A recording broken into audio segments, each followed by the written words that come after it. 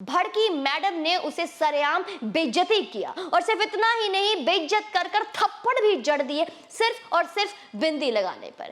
यह बात है 7 अप्रैल 1551 की। पुर्तगाल से एक ईसाई मिशनरी भारत के लिए अपने नापाक मंसूबे लेकर निकलता है और अगले 6 मार्च को गोवा के तट पर पहुंचता है।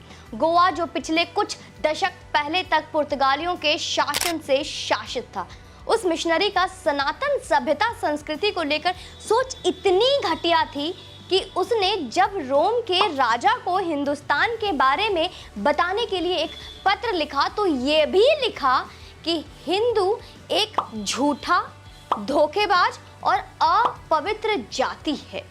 हिंदुओं की मूर्तियां काली, बदसूरत और डरावनी है। हालांकि आज उस मिशनरी के नाम पर देश भर में दोस्तों आज कई शिक्षण संस्थान हैं, जहां हमारे कई हिंदू भाई बहनों के बच्चे भी पढ़ते हैं। जी हाँ, मैं बात कर रही हूँ फ्रांसिस जेवियर्स की। और फ्रांसिस जेवियर्स को मैं संत इसलिए नहीं कहती क्योंकि हमारे वेदों ने संत शब्द की एक व्यापक परिभाषा है और फ्रांसिस उस परिभाषा में कहीं भी नहीं टिकते हैं दोस्तों। वीडियो को अंत तक देखिएगा, शेयर का बटन अभी दबा दीजिए। फ्रांसिस जेवियर्स ने हिंदू सनातन के खिलाफ न सिर्फ दुर्भावना रखी बल्कि सनातनियों के धर्म परिवर्तन में बड़ी भूमिका निभाई।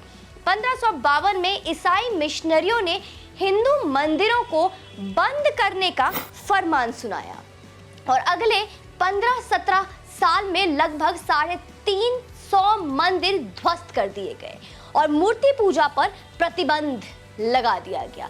क्यों लगाया गया प्रतिबंध मूर्ति पूजा पर, आप समझते हैं। जब फ्रांसिस ने यह देखा कि सब कुछ करके भी समूल हिंदू पहचान को नष्ट नहीं किया जा सकता क्योंकि ईश्वर तो यहाँ बसते हैं, तो फिर उसने लोगों को धारदार हथियार से काटने का भी काम शुरू करवा दिया। उसने गोवा का पूर्ण अधिग्रहण कर लिया और हिंदू के खिलाफ धार्मिक नीतियां बना डाली। दोस्तों, ये सब सत्य है। जो उनके तरफ नहीं झुके उन्हें हर तरफ से यातनाएं दी जाने लगी।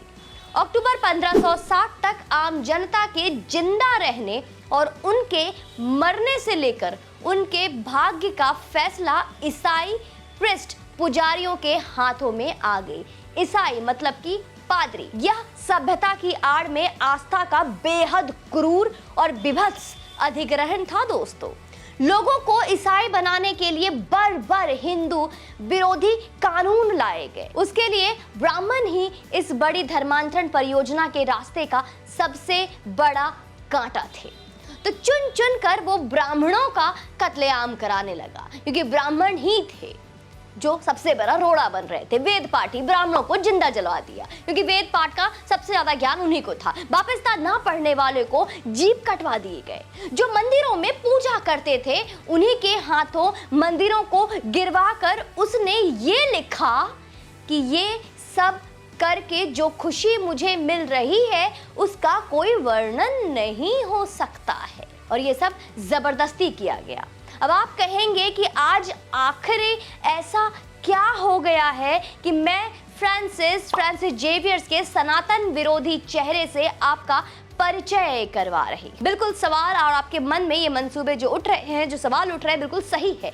दरअसल दोस्तों, झारखंड के धनबाद से एक खबर है कि धनबाद के तेतुलमारी सेंट जेवियर्स स्कूल में पढ़ने वाली उषा कुमारी बिंदी लगाकर स्कूल गई थी, सिर्फ बिंदी लगाकर। जब उसके शिक्षक, जिनका नाम मिस सिंधु है, ने उषा को बिंदी में देखा तो वो भड़क गई, गुस्सा हो गई, नाराज हो गई। उषा ने अपने माथे से बिंदी तो झटपट हटा ली, लेकिन भड़की मैडम ने उसे सरेआम बेइज्जती किया और सिर्फ इतना ही नहीं, बेइज्जत कर कर थप्पड़ भी जड़ दिए सिर्फ और सिर्फ बिंदी लगाने पर। उषा ने जब मैडम की इस छोटी सी बात के लिए किए गए बड़े एक्शन को लेकर प्रिंसिपल के पास शिकायत किया तो बजाय मामले को शांत करने की, बजाय मामले को सुलझाने के, प्रिंसिपल ने उसे उसका बैग उठाकर स्कूल से बाहर जाने का रास्ता दिखा दिया। उषा बिन बाप की बेटी ने जब अपनी विधवा माँ को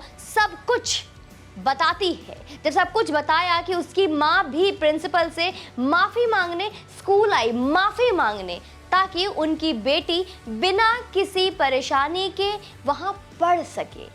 लेकिन अहंकार के स्विमिंग पूल में निर्वस्त्र तैराकी कर रहे प्रिंसिपल और शिक्षक ने उसकी एक ना सुनी और उन्हें भी गेट के बाहर का रास्ता दिखा दिया।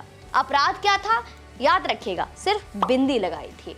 उषा के लिए यह सब इतना हृदय विदारक हो गया कि वो 14 साल की बच्ची इतना कुछ ना संभाल पाई और उसने आत्महत्या कर। इस बेइज्जती के बाद कौन कहता है कि आत्मा विचरण नहीं करती? देखिए कैसे फ्रांसिस जेवियर्स की आत्मा मिस सिंधु और प्रिंसिपल के अंदर कुचाले मार रही है और उसके वजह से एक 14 साल की बच्ची ने अपना जान गंवा दिया। हमें यह स्वीकारने में कोई दिक्कत नहीं है कि हर संस्थान के अपने कोड ऑफ कंडक्ट है, लेकिन क्या केवल एक बिंदी इतना बड़ा वॉयलेशन है कि इसके लिए बच्चे को इस स्तर क्या ट्रीटमेंट दिया जाए कि वो अपने लिए एक आत्महत्या का रास्ता चुन ले? पति गंवा चुकी उषा की मां अब उषा के बिना कैसे रहेगी, जो एकमात्र सहारा थी? ये सवाल इस देश के हर बुद्धिजीवी को स्वयं से पूछना चाहिए।